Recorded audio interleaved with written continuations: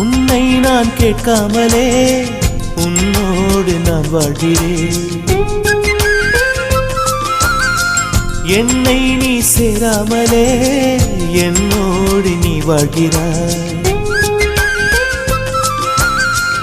என் மூச்சில் எப்போதுமே உன் காற்றை வாங்கினேன். உன் காட்சி எப்போதுமே என் கண்ணால் பார்க்கிறேன். எனக்குள் நீயும் உனக்குள் நானும் இருப்பதுனாலே இனி என்ன வேண்டும் கரிச காட்டு பூவே.